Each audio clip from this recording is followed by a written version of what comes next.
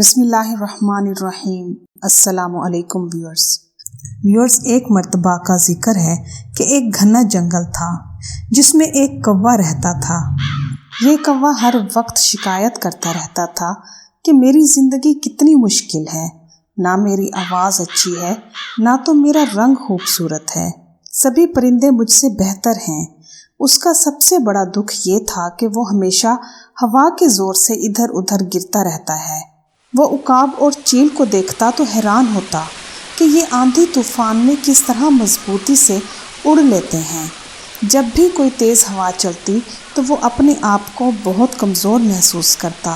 اسے لگتا تھا کہ عقاب اور چیل بہت طاقتور ہیں، ان کے پر بہت مضبوط ہیں، جبکہ اس کا اپنا وجود ہی بیکار ہے۔ ایک دن جنگل میں ایک بہت ہی تیز آندھی آئی۔ سبھی پرندے اپنے اپنے گھونسلوں میں چھپ گئے۔ کوا بھی ایک پیڑ کی شاخ پر بیٹھا تھا، لیکن تیز ہوا کے جھونکوں سے وہ گر گیا۔ وہ گھبرا گیا اور سوچنے لگا کہ مجھے کسی مضبوط جگہ پناہ لینی چاہیے۔ اس نے دیکھا کہ مور ایک غار میں چھپ گیا ہے، طوطا ایک گہرے درخت کے اندر چلا گیا ہے، ہنس پانی کے اندر چھپ گیا ہے۔ کوا بھی کسی جگہ چھپنے کی کوشش کرنے لگا، لیکن کوئی بھی جگہ اس کے لیے ٹھیک نہیں تھی۔ ہر جگہ اسے دھکیل دیا گیا۔ کوا اڑتا اڑتا ایک پرانی مسجد کی چھت پر جا بیٹھا، جہاں ایک بزرگ وزیر بیٹھا تھا۔ وزیر نے کہا، بچے، تم چھپنے کی کوشش کیوں کر رہے ہو؟ آندھی سے بچنا ہے تو سمجھداری سے کام لو۔ کوا حیران ہو گیا، لیکن میں کمزور ہوں، آندھی مجھے اڑا کے لے جائے گی۔ وزیر مسکرایا اور کہنے لگا کہ تم کمزور نہیں، تم صرف سمجھداری کا استعمال نہیں کر رہے۔ آندھی سے بچنے کا ایک طریقہ ہے، تم اس کا سامنا کرو، اس کا حصہ بن جاؤ۔ کوے نے کہا کہ میں چیل اور عقاب تو نہیں، میں ان کی طرح طاقتور نہیں، میں کس طرح اس آندھی کا حصہ بن جاؤں؟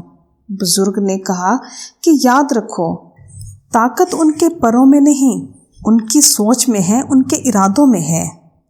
آندھی اور طوفان تو ہمیشہ آتے رہیں گے، تو کب تک ان سے اس طرح چھپتے رہو گے؟ تم اس تیز آندھی اور طوفان سے دوستی کر لو۔ پہلی دفعہ کوا سمجھ نہیں پایا، لیکن جب اس نے دیکھا کہ چھپنے کا کوئی فائدہ نہیں، تو اس نے سوچا، میں ہوا سے لڑنے کی بجائے اس کے ساتھ اڑنے کی کوشش کرتا ہوں۔ اس نے اپنے پر پھیلائے اور ہوا کے ساتھ اڑنا شروع کر دیا۔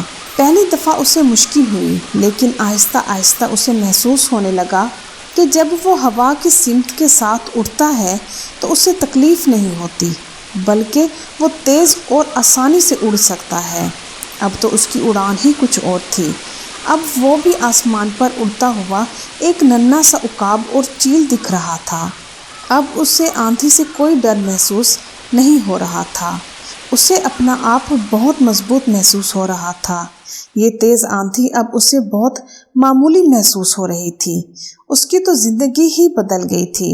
اب جب بھی آندھی آتی، کوا سب پرندوں سے تیز اڑتا۔ جو پرندے چھپ جاتے وہ ڈر ڈر کے رہ جاتے، مگر کوا اب خود کو آزاد اور مضبوط محسوس کرتا۔ جنگل کے سبھی پرندے حیران تھے کہ جو کوا پہلے اپنی کمزوری پر رو رہا تھا اب سب سے مضبوط بن گیا تھا۔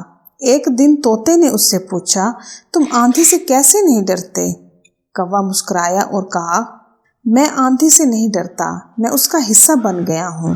اب میں جان گیا ہوں کہ مشکلیں ہمیں روکنے نہیں، ہمیں مضبوط بنانے آتی ہیں۔ ویورز، یاد رکھیے کہ زندگی بھی ایک آندھی کی طرح ہے۔ اگر ہم مشکلات سے ڈر کر چھپنے کی کوشش کریں گے تو ہمیشہ کمزور رہیں گے۔ دنیا ہمیں مزید کمزور کر دے گی، ہمارا مذاق اڑائے گی، لیکن اگر ہم مشکلات کا سامنا کرنا سیکھ لیں تو ہم بھی اس کوے کی طرح مضبوط بن سکتے ہیں۔ بس ایک مرتبہ کسی آندھی یا طوفان میں اپنی سوچ اور ارادوں کو مضبوط کر کے اور اپنے پر پھیلا کر اڑ کر تو دیکھیں، یہ آندھی اور طوفان بھی آپ کے سامنے کمزور ہو جائیں گے۔ اس کے ساتھ ہی ویورز، میں امید کرتی ہوں کہ آپ کو میری آج کی یہ ویڈیو ضرور پسند آئی ہوگی، تو میری ویڈیوز کو لائک کرنا اور میرے چینل کو سبسکرائب کرنا مت بھولیے گا۔ میں انشاءاللہ مزید دلچسپ معلوماتی اور اسلامی واقعات کے ساتھ ساتھ मोटिवेशनल स्टोरीज भी आपके साथ शेयर करती रहूँगी। मेरी तरफ से आपको ढेर सारी दुआएं और मुझे भी अपनी दुआओं में याद रखिएगा। चलती हूँ, मिलते हैं इंशाअल्लाह नेक्स्ट वीडियो में। अल्लाह हाफिज़।